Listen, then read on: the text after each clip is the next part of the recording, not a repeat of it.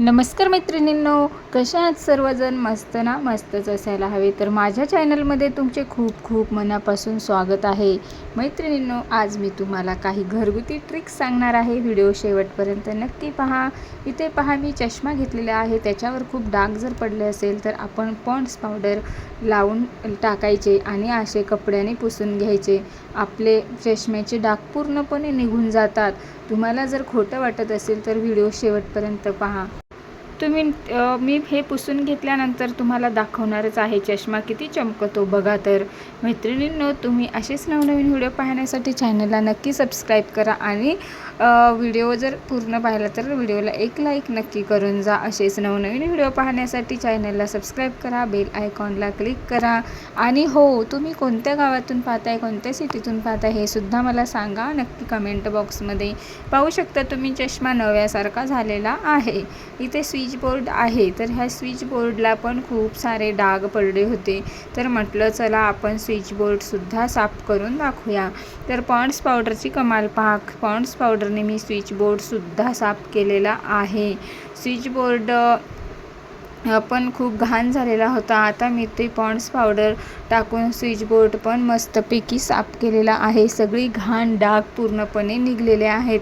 तुम्ही शेवटी रिझल्ट पहा, किती व्हाईट चमकत आहे तो स्विच बोर्ड. तर मैत्रिणींनो, पॉन्ड्स पावडरची खूप साऱ्या कमाल्स आहेत. आणि त्यानंतर आता सॉक्सची कमाल पहा. इथे मी हे सॉक्स घेतलं आहे. आता त्याच्यामध्ये कंगवा टाकला आहे.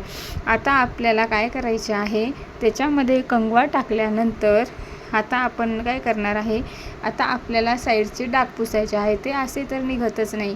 मग आपण काय करायचे आहे, हार्पिक टाकायचे आहे साईडला आणि त्या सॉक्सनी पुसायचे आहे छानपैकी. पाहू शकता तुम्ही, पूर्णपणे साईडचे डाग निघून जातात. तर मैत्रिणींनो, तुम्हाला माझी ट्रिक्स ही पण कशी वाटली ते मला कमेंट सेक्शनमध्ये नक्की सांगा बरं का. आणि तुम्ही पाहू शकता शेवटी त्याचा रिझल्ट, पूर्ण डाग तिथले निघलेले आहेत. आता त्यानंतर काय करायचे आहे, इथे आता पन्नी घेतलेली आहे.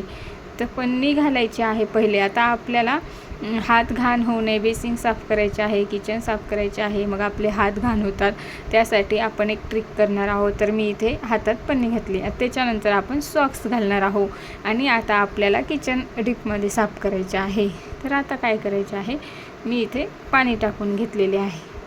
आता काय करायचे आहे, आपण विम लिक्विड टाकायचे आहे आणि त्यानंतर किचन बघा कसे साफ करायचे आहे. किचनचे कोपरे वगैरे कसे साफ करायचे पाहू शकता तुम्ही. हाताला थोडंही पाणी लागणार नाही, हात थोडाही ओला होणार नाही आणि फक्त सॉक्स ओला होईल.